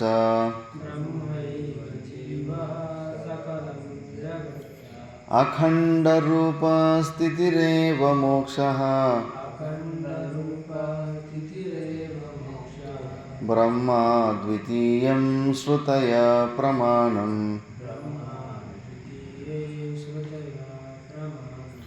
వేదాంత సిద్ధాంత నిరుక్తిరేష బ్రహ్మైవ జీవః సకలం జగచ్చ అఖండరూపస్థితిరేవ మోక్షః బ్రహ్మాద్వితీయం శ్రుతయా ప్రమాణం. వేదాంత సిద్ధాంత నిరుక్తిరేష బ్రహ్మైవ జీవా సకలం జగచ్చ అఖండ రూప స్థితిరేవ మోక్షః బ్రహ్మ ద్వితీయే శ్రుతయ ప్రమాణం. వేదాంత సిద్ధాంత నిరుక్తిరేష, అన్ని వేదాంతాలు సిద్ధాంతాలు నిరుక్తులు అన్నిట్లో కూడా ఒకటే ఉంది. బ్రహ్మ ఏవ జీవ స్వయం సకలం జగచ్చ. బ్రహ్మ ఏవ జీవ, బ్రహ్మనే జీవ ఉన్నాడు. సంపూర్ణ ప్రపంచం కూడా ఆ పరమాత్మ స్వరూపుడే ఉన్నాడు. పరమాత్మ కన్నా భిన్నంగా ఇంకేమీ లేదు. అఖండ రూప స్థితిరేవ మోక్ష. నువ్వు అలాంటి ఖండం కాకూడదు. ఇప్పుడు కాసేపు విచారం చేసినప్పుడు పరమాత్ముడు గుర్తుకొస్తున్నాడు, నిర్గుణ నిరాకారుడు. మళ్ళీ బ్రేక్ అయిపోతాడు, ఖండం అయిపోతున్నాడు. అలా ఖండం అయిపోతున్నాడు, మర్చిపోతున్నాం కాబట్టి మనకు ఆనందం దొరుకుతుంది. ఖండం కాకుండా కంటిన్యూస్గా ఆ స్థితిలోనే ఉండడం, బ్రహ్మాకార వృత్తితోటి ఉండి అట్లా సమాధి స్థితిలో ఉండడం. అఖండ రూప స్థితిరేవ మోక్ష బ్రహ్మాద్వితీయం శ్రుతయ ప్రమాణం. బ్రహ్మ అద్వితీయమని శృతిలే, సాక్షాత్తు వేదమే ప్రమాణం ఉంది. ఇంక దీనికన్నా మించిన ఇంకా వేరే ఇంకేమి మాటలు నేను దాచిపెట్టలేదు. నీకు ఏం కావాలో అవన్నీ చెప్పేశాను అని చెప్పేసి వదిలేస్తాడు. ఇంకా గురువు అయిపోయి, ఇంకా గురువు అట్లా ఉపదేశం చేసిన తర్వాత మళ్ళా శిష్యుడు ఇతి గురువచన శృతి ప్రమాణాత్ పరమవగమ్య సతత్వమాత్మయుక్త్యా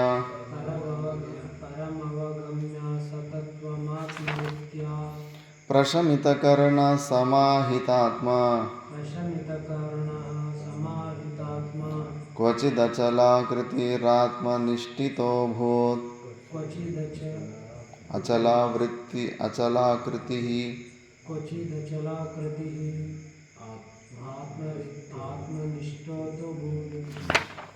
ఇది గురువచనాత్ శృతి ప్రమాణాత్ పరమవగమ్య సతత్వమాత్మయుక్త్యా ప్రశమితకరణః సమాహితాత్మా క్వచిదచలాకృతిరాత్మనిష్ఠితో భూత్.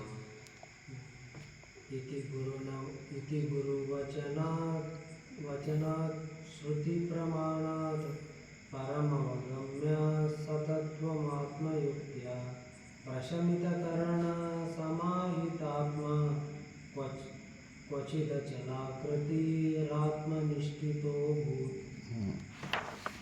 ఇలా ఇది గురువచనాది, ఇలా గురువచనం ద్వారా పూర్తిగా ఉపదేశాన్ని పొందిన తర్వాత మళ్ళా బడబడ అని మళ్ళీ ప్రవచనాలు చెప్పి నీకు పోలేదు శిష్యుడు. అందుకే 3 బుర్రలను తెచ్చేసి కింద పెడితే ఒక గురు దగ్గరికి ఒక జ్ఞానిని పిలిపించారంట.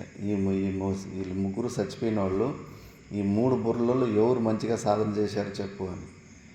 ఆ వచ్చిన జ్ఞాని ఈ చెవులో పుల్ల పెడతాడంట. ఫస్ట్ ఒక బుర్రకి ఇటు పుల్ల పెడితే కానీ ఈ చెవులో వచ్చేస్తా ఉందంట. ఈయన సాధన చేయలేదు, ఇటు విన్నది ఇటు వదిలిపెట్టేసాడు అని, లోపల కూడా తీసుకోలేదని. రెండో బుర్రలోకి చెవులో ఇట్లా పుల్ల పెడితే కానీ నోట్లో బయటకు వస్తూ ఉందంట. అంటే ఇటు ఏమో విన్నాడు, విన్నది లోపలికి పోనీయకుండా నోట్లో కక్కేసాడు అని తెలుసుకున్న వెంబడే విపరీతంగా ప్రవచనాల్లో దీంట్లో ఇంట్రెస్ట్ బాగా మర్యాదిస్తున్నారు. పిచ్చి పూజ్యత్వ భావన వస్తుందని చెప్పేసి ఊరికి వట అని చెప్పుకుంటూ జీవితాన్ని వేస్ట్ చేసుకున్నారు. మళ్ళీ ఇంకో బుర్రకి చెవులో పెడితే కానీ అది లోపలికి గొంతులోకి పోయిందంట, బయటికి రాలేదంట. వీడు బాగా సాధన చేసిండు, విన్నది లోపలికి తీసుకున్నాడు అని చెప్పేసి. ఇది ప్రాక్టికల్. ఈ స్టెప్పు పెద్ద మేధావులు కూడా చేయలేకపోతున్నారు. ఆచార్య కోటిలోనో చూస్తూ ఉంటాను, వారి జీవన చరిత్రలో ఈ స్టెప్ చేయకుండానే జీవితం అర్థమైపోతాను. ఇది ఏదో ఒక రోజు అన్నీ ఆపుకోవాలి. శ్రవణము దీంట్లో సంశయాలు నివృత్తులయ్యే వరకు శ్రవణము ఆలంబన ఇది చేసుకోవాలి. దాని తర్వాత ఇది కూడా విఘ్నంగానే ఉంటుంది. దీంట్లో ఆసక్తి ఉంటే కన్నా ఇంకా ఇందులోనే టైం వేస్ట్ చేసుకుంటూ ఉంటారు.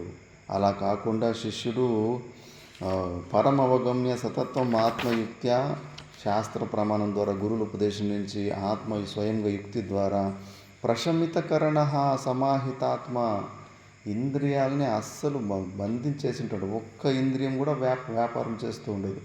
మన ఇంద్రియాలు కళ్ళు చూస్తూనే ఉన్నాయి, చెవులు వింటానే ఉన్నాయి, నాలుగు రుచులు చూస్తూనే ఉంది, అన్ని ఇంద్రియాలకు పని ఉంది. మరి ఎట్లా మరి సమాధి స్థితి? ఇంద్రియ శక్తి అంతా ఇంద్రియ రూపంలో అంత లో లెవెల్లో ఫ్లో అవుతూ ఉంది. ఆ విషయాల నుంచి గోళకాల నుంచి మనసులో లయమై, మనసు బుద్ధిలో లయమై, బుద్ధిని స్వరూపంలో లయం కావాలి. అందుకే క్వచిత్ అచలాకృతి. అచలాకృతి అంటే అచలం అంటే కొండ, చలనమే లేకుండా నిర్వికల్ప సమాధి స్థితిలో క్వచిత్ అచలాకృతి ఆత్మనిష్టోభూత్. ఇంకంతే, ఇంకా మండుకేసుకొని ఇంకా తాడుపడి బతికితే బతుకుతాను, ఉంటే ఉంటాను, పోతే పోతానని. మాతా మాణికేశ్వరం చెప్పే శరీరం ఉంటే ఉంటుంది, రాలిపోతే రాలిపోతుంది అని తెగింపి సాధనకు దిగాలంట. అప్పుడే ఏదైనా సాధిస్తారంట. భయపడితే పిరికి వాళ్ళకి ఎప్పుడు ఇది దొరికేది కాదు. ధైర్యం ఉన్న వాళ్ళకి, తెగింపు ఉన్న వాళ్ళకి ఇది దొరికేది అని చెప్పేసి ఇంకా అలా కొన్ని రోజులు సమాధి అవస్థలో ఉన్న తర్వాత నెక్స్ట్ క్వచిత్ కాలం సమాధాయ పరే బ్రహ్మని మానసం వ్యుత్థాయ పరమానంద ఇదం వచనమబ్రవీత్. కంచిత్ కాలం సమాధాయ పరే బ్రహ్మని మానసం వ్యుత్థాయ పరమానంద ఇదం వచనమబ్రవీత్. కించిత్ కాలం సమాధాయ పరే బ్రహ్మని మానసం వ్యుత్థాయ పరమానంద ఇదం వచనమబ్రవీత్. కంచిత్ కాలం. ఆ కంచిత్ కాలము ఎన్ని నెలలు, ఎన్ని సంవత్సరాలు అన్నది ఎవరి పుణ్యం అనుకూలంగా. నువ్వు ఎక్కువ పుణ్యం చేసుకోండి, పూర్వజంలో అంతఃకరణ శుద్ధిని బాగా తొందరగా పొంది ఉంటే నీకు తొందరగా అయిపోతుంది. చోటా మహారాజుకు 1.5 రోజులు అయిపోయింది ఈ సమాధి స్థితి. టక్కని 1.5 రోజుల్లోనే అంత రామకృష్ణ పరమహంసలు ఎట్లా టక్కని సమాధి స్థితికి వెళ్ళిపోయారు. ఆయన మొదటి రోజు పాఠంలోనే సమాధి స్థితికి వెళ్ళిపోయాడు. కొంతమందికి సంవత్సరాలు పడుతుంది. రామకృష్ణ గురు పరమహంసలకి బోధ చేసిన తోతాపూరికి 40 సంవత్సరాలు పట్టి ఉంటుంది. ఆ స్థితి సమాధి అభ్యాసానికి ప్రారంభించిన తర్వాత అది సిద్ధించడానికి 40 సంవత్సరాలు పట్టి ఉంటుంది. రామకృష్ణ పరమహంసలకి ఒకే రోజులోనే అయిపోయింటుంది. ఆ కంచిత్ కాలం అనేది ఎవరికి వాళ్ళ ప్రారంభము, వాళ్ళ యోగ్యతకు అనుసారంగా అది సమయం, ఇంత సమయం అని చెప్పలేము. అందుకే కంచిత్ కాలం. సమాధాయ పరే బ్రహ్మని మానసం. మళ్ళీ ఇంకా ఆ శరీరం ద్వారా మిగతా వాళ్ళకు రుణానుబంధం ఉంటే గాన విత్తాయ ఆ సమాధి స్థితి నుంచి బయటకు వచ్చి మళ్ళీ సహజ సమాధి స్థితిలో ఉండి పరమానందాన్ని ఇదం వచనం అబ్రవీత. ఆనందం ఏదైతే పొంది ఉంటాడో దాన్ని కొద్దిగా వ్యక్తం చేసుకుంటాడు. ఎగ్జైట్మెంట్ మనం కూడా అంతే. ఏదన్నా దొరకరాని వస్తువు దొరికిపోతే తట్టుకోలేక కొద్దిగా చెప్పుకోవాలనిపిస్తుంది చుట్టుముట్టు. చంద్రశేఖర భారతీ స్వామిలు శృంగేరి మఠంలో దేవికి అర్చన చేస్తూ ఉంటూ తత్పదార్థ లక్ష్యార్థ్యై నమో నమః అంటూ సమాధి స్థితికి వెళ్ళిపోతారు. గంటలు ఉండి తర్వాత బయటకు వచ్చి అద్వైతం సత్యం అని గట్టిగా కేకలు పెట్టి అరుస్తూ ఉంటారు, ఆనందం తట్టుకోలేక. అలాగే ఇప్పుడు శిష్యుడు కూడా ఆ సమాధి స్థితిని అనుభవించేసి ఇప్పుడు కొన్ని వచనాలు చెప్పబోతున్నాడు. బుద్ధిర్వినష్టా గలితా ప్రవృత్తి బ్రహ్మాత్మనోరేకతయాధిగత్య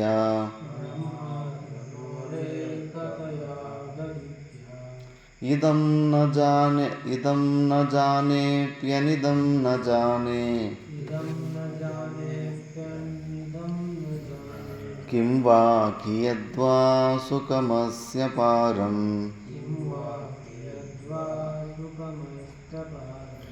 బుద్ధిర్వినష్టా గలితా ప్రవృత్తి బ్రహ్మాత్మనోరేకతయాధిగత్య ఇదం న జానేప్యనిదం న జానే కిం వా కియద్వా సుఖమస్య పారం.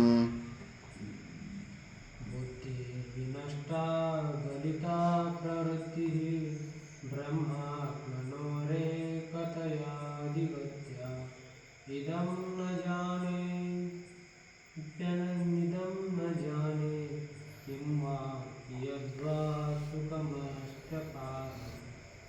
సమాధి స్థితిని అనుభవించిన తర్వాత బుద్ధిర్వినష్ట, బుద్ధి కంప్లీట్గా నశించిపోయింది ఆ స్థితిలో.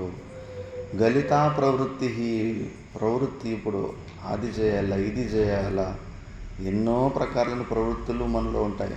మానసికంతో కర్మలు జరుగుతూనే ఉంటాయి, కానీ ఆ ప్రవృత్తి కూడా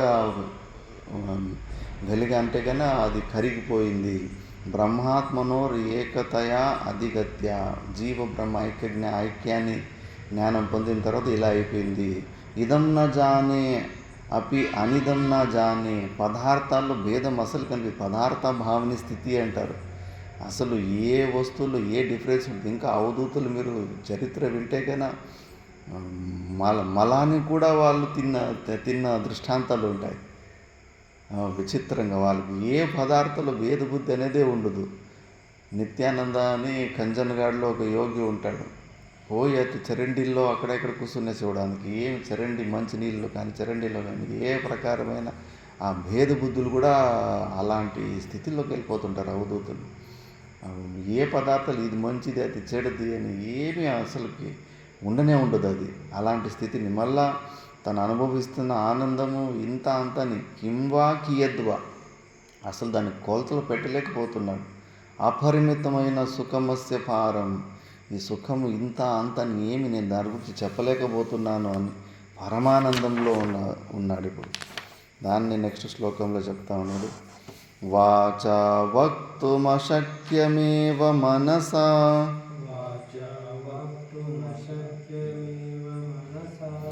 మంతుం న వా శక్యతే, స్వానందామృతపూరపూరితపరా,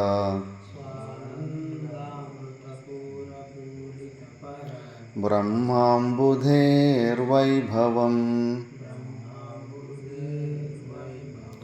అంభోరాశి విశీర్ణ వార్షికశిలా,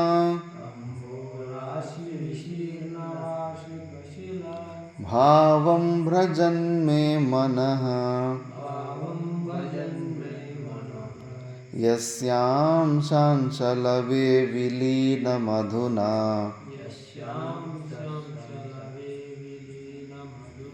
నందాత్మనా నిర్వృతం.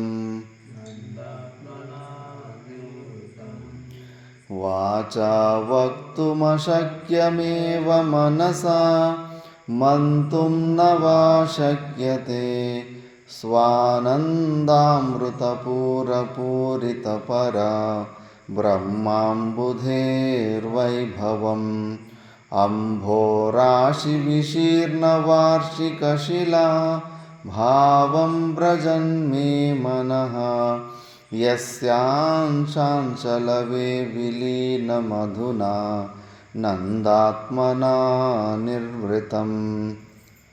వాచా వక్తుమశక్యమేవ మనసా, మంతుం న వా శక్యతే, స్వానందామృతపూరపూరితపరా, బ్రహ్మాంబుధేర్వైభవం, అంబోరాశి విశీర్ణ వార్షికశిలా, భావం భజన్మే మనః, యస్యాం శాంచలవే విలీనమధునా, నందాత్మనా నిర్వృతం.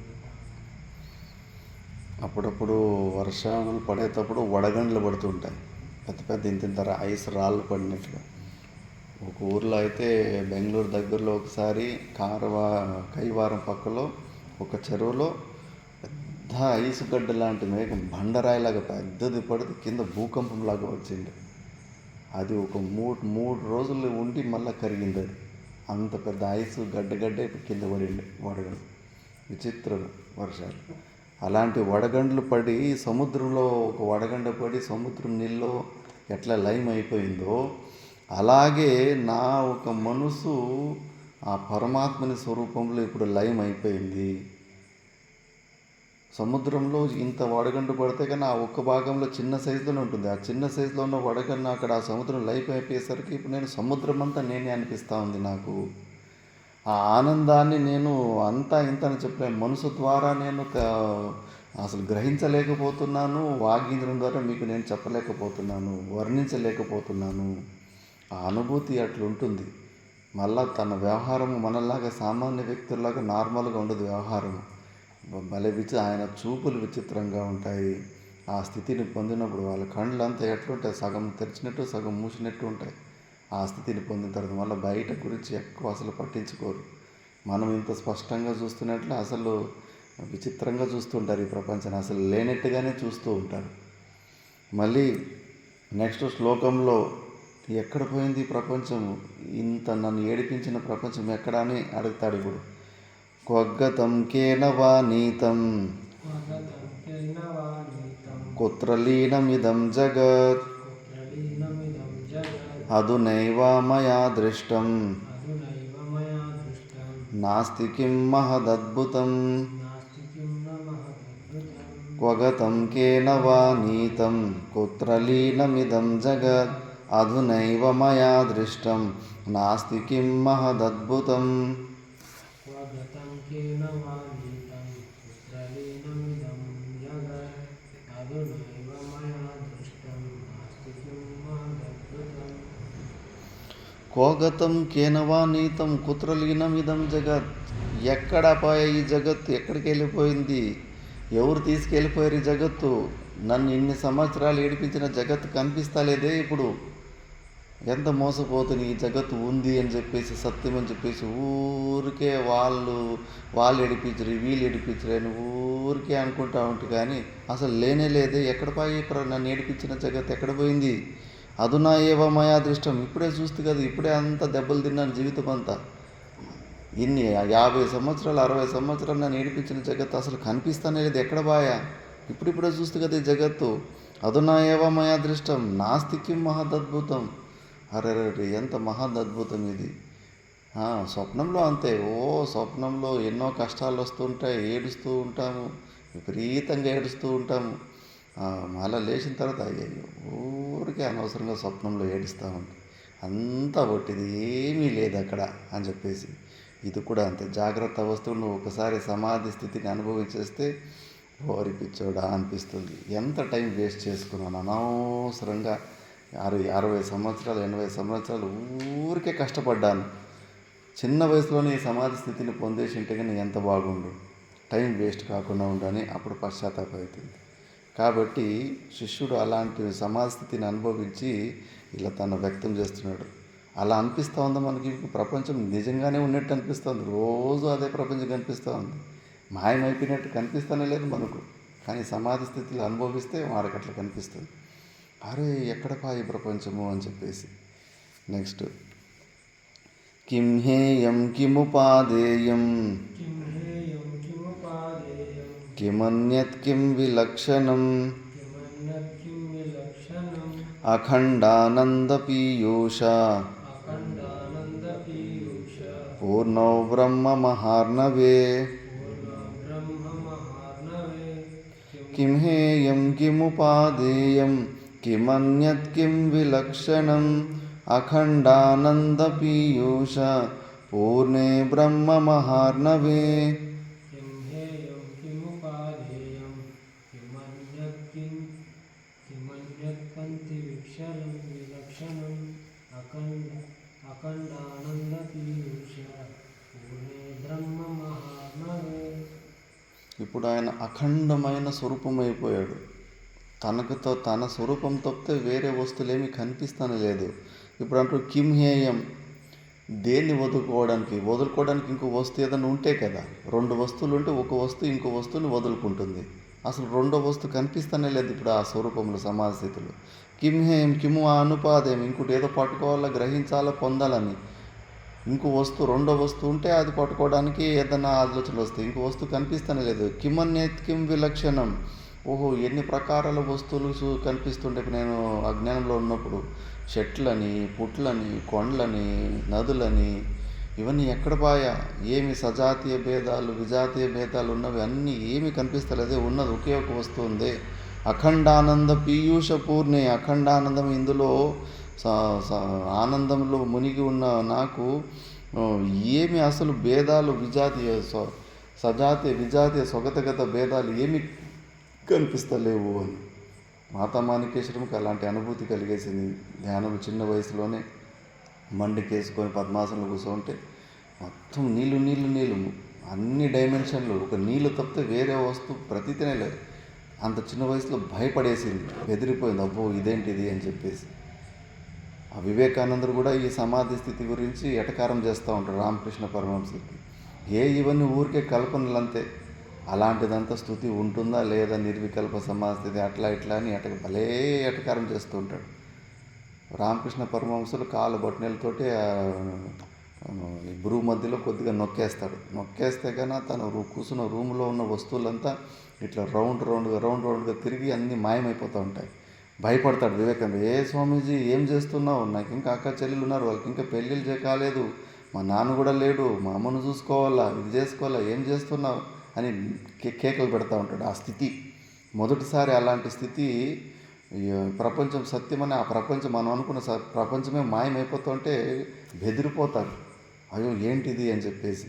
అలవాటు లేదు కదా మనకి, ఎప్పుడు మనకు భిన్నంగా ఉన్న ప్రపంచాన్ని చూసే అలవాటు. మొత్తం చూస్తున్న ప్రపంచంతో ఒక్కసారి మాయమైపోతూ ఉంటే ఆ చుట్టూ ఉన్న వాల్ క్లాక్లు, గోడకు తగిలేసిన క్యాలెండర్లు అన్నీ ఇట్లా తిరిగి మొత్తంలో లయమైపోతూ ఉంటాయి.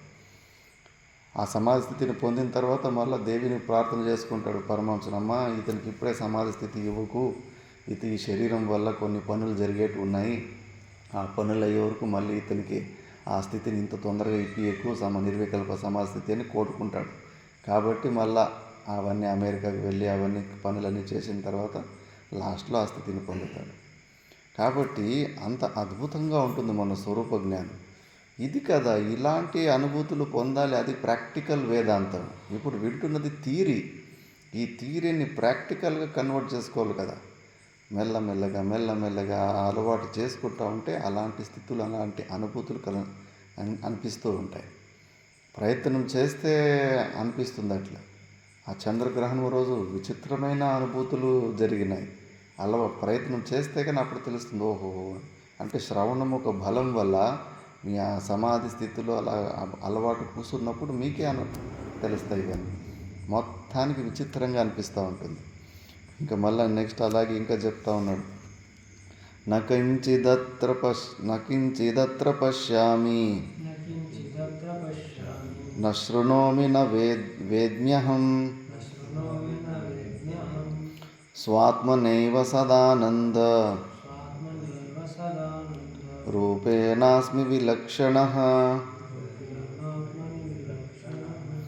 న కించిదత్ర పశ్యామి న శృణోమి న వేద్మ్యహం స్వాత్మనైవ సదానంద రూపేణాస్మి విలక్షణః.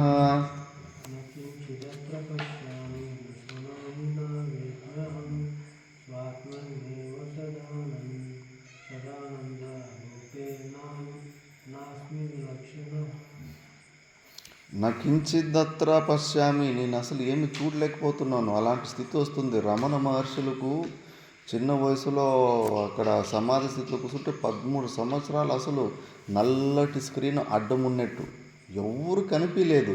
ఆయన కళ్ళు తెరిచి చూస్తున్నట్టు మనం అనుకుంటున్నాం అంతే, కానీ ఆయనకి ఏమీ కనిపించలేదంట చిన్న వయసులో 13 సంవత్సరాలు. అందుకే ఎవరో ఒక తల్లి బలవంతంగా నోట్లో కొన్ని భోజనము కొద్ది పాలు పెడుతుంటే అది లోపల పోతున్నాయి అంతే, కానీ ఆయన భోజనాల కోసం కూడా ఏ ప్రయత్నం చేయలే ఆ చిన్న వయసులో. ఎందుకంటే ఆయనకి ప్రపంచమే కనిపించలేదు. పూర్వజంలోనే గొప్ప సాధకుడు కాబట్టి 13 సంవత్సరాలు బ్లాక్ స్క్రీన్, నల్లటి స్క్రీన్ అడ్డం వేసినట్టు అనిపించిందంట.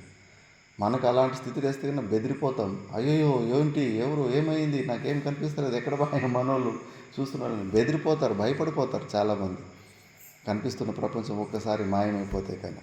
అందుకే శిష్యుడు కూడా అలాంటి స్థితిలో ఇప్పుడు అసలు నాకించిదత్ర పశ్యామి, నాకేమీ కనిపిస్తలేదు, నా శృణం ఏమి వినిపిస్తలేదు, ఏమి తెలుసుకోవడం, త్రిపుటిగానే పోతా ఉంది తెలుసుకోవడానికి.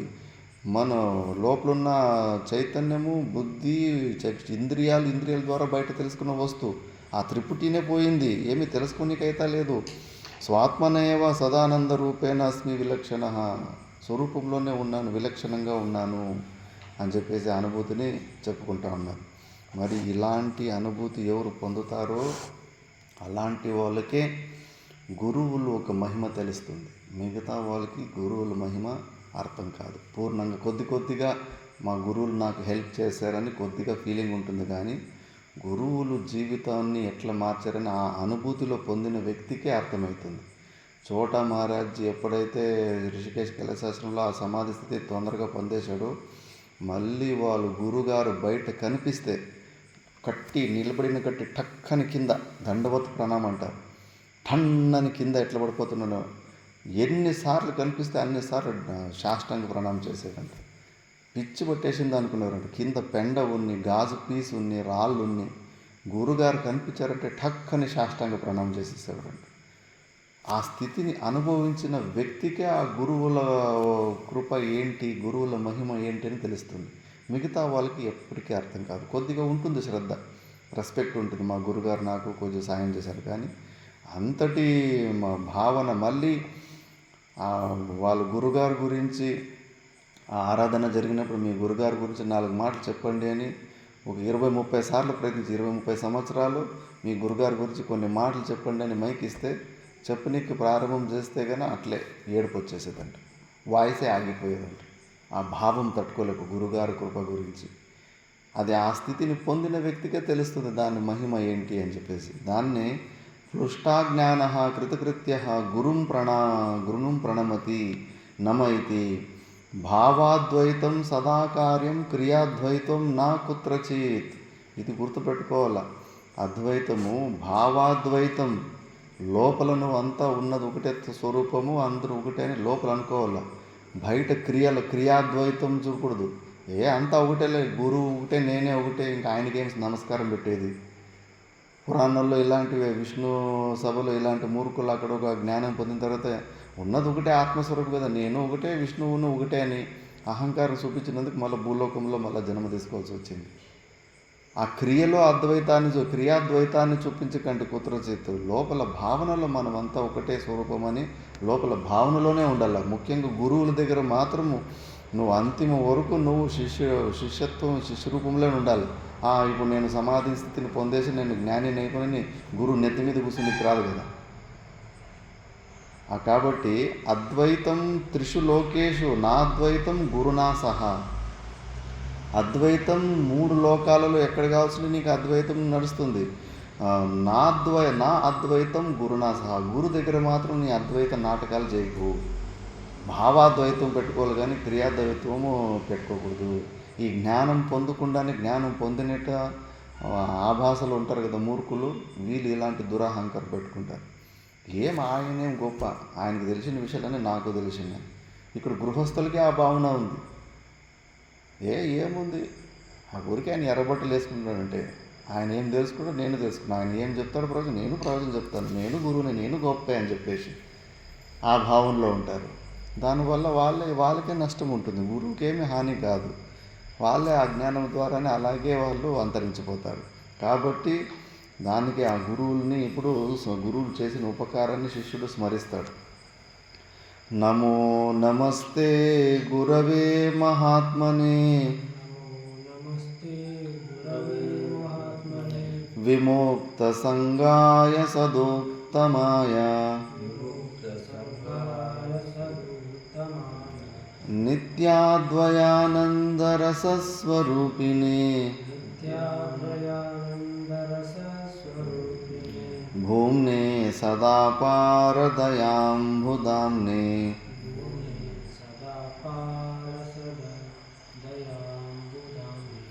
నమో నమస్తే గురవే మహాత్మనే విముక్త సంగాయ సదోత్తమాయ నిత్యాద్వయానందరసస్వరూపిణే భూమ్నే సదా పారదయాంబుదాంనే నమస్తే గురవే మహాత్మనే విముక్త సంగాయ సదోత్తమాయ నిత్యాద్వయానందరసస్వరూపిణే భూమే సదా పారదయాంబుదాంనే. నమో నమస్తే గురవే. నమో నమః అని పునరుక్తి అంటే అనేక శతకోటి నమస్కారాలు గురువే నీకు, మహాపురుషుడే. గాయ సదుత్తమాయ అంటే నువ్వు బ్రహ్మజ్ఞానుల్లో శ్రేష్టమైన బ్రహ్మజ్ఞానివి, నువ్వు గురువర్యుడివి, నిత్య అద్వయ ఆనంద రసస్వరూపిణి, సాక్షాత్ నువ్వు ఆ పరమాత్మ స్వరూపుడే ఉన్నావు. ఈశ్వరో గురురాత్మేతి మూర్తి భేద విభాగిని వ్యోమవద్వ్యాప్త దేహాయ దక్షిణామూర్తయే నమః అంటారు. ఈశ్వరునికి గురువుకు ఆ స్థితిలోని గురువుకు ఏ ప్రకారమైన భేదాలు ఉండవు. కాబట్టి నువ్వు అలాంటి ఆనంద స్వరూపు పరమాత్మ స్వరూపుడు అయిన భూమిని అంటే పూర్ణానందుడివి, సదా అపార దయాంబుదాంని ఎప్పటికీ అపారమైన కరుణ అహేతుక దయా సింధువి, ఆ కరుణాసాగరైన గురువే నీకు మళ్ళీ మళ్ళీ నమస్కారం పెడుతూ ఉంటాడు. ఇంకా గురువుని కొన్ని శ్లోకాల ద్వారా స్తుతిస్తాడు. దాని తర్వాత అది నెక్స్ట్ క్లాస్లో చూద్దాం మనం. ఓం పూర్ణమద పూర్ణమిదం పూర్ణాత్ పూర్ణముదచ్యతే పూర్ణస్య పూర్ణమాదాయ పూర్ణమేవావశిష్యతే. ఓం శాంతి శాంతి శాంతి.